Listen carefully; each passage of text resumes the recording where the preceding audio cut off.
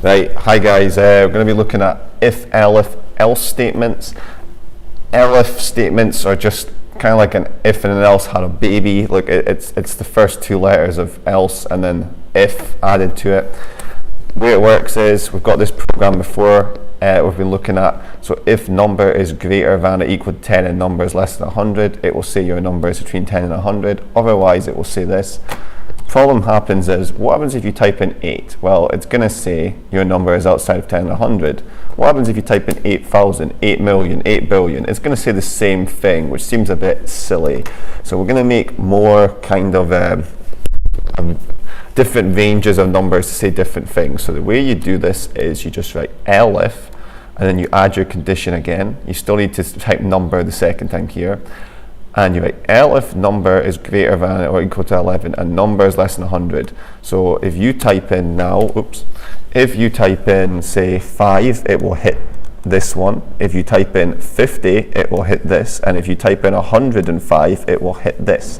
You can take it further and you can actually add more of these if you wanted. So you could do elif and then you could change the numbers to be let's see, 101 and 200, and then you could say your number is between 101 and 200 there, and that would work as well.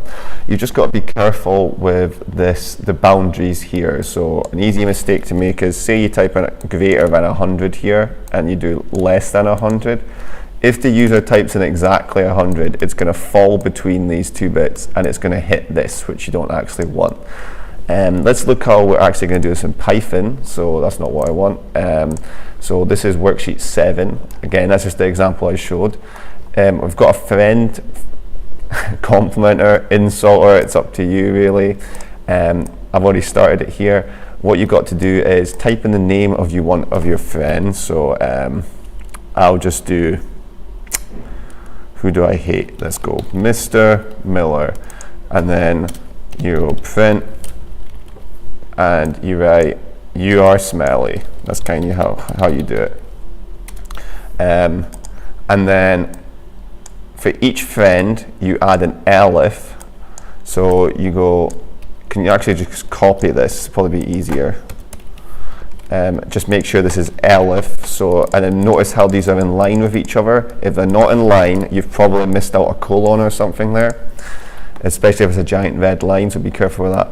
Let's say we say it's Mr.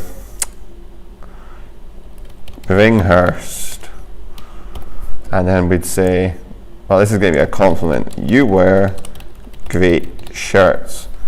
What else? Who else are we going to insult? Who? Mr. Hopkins. I was going to make a Welsh joke, but they make the same jokes about Aberdonians, so I don't know. I don't even know. You are a great guy. What a nice message. From there, we just go else, and then you say print. There's not a limit to how many of these you add. You can keep adding these. We say, you are not my friend. And obviously you can customize this to the people that you know. I'm not wanting a winky face. Right, if we run this, what is your friend's name? We'll go Mr. Miller. It's going to hit that first box, you are smelly. If you run it again, we go Mr. Bringhurst. You wear great shirts. It's just a fact. It's just a fact. They're great. So how would you do this for these programs? The cats one, it's a little bit different. I think some people might get a bit intimidated by the table, but it's not that bad. The way you do it is you ask for cats first. You go cats equals int input. How many cats do you have? Don't want that. And then we say if cats is bang on 0. Oh, that's so sad. You sadly have no cats. Then you say, copy this, elif cats is between 1 and cats is less than 3 there, and you say, oops, you have a normal amount of cats, and you just keep it like that, and you keep going. So you would copy that, and then you would do it for 4 and 6, and then that could just be else, doesn't have to be 7 or more, and that's really it. And it kind of goes similar style the whole way down.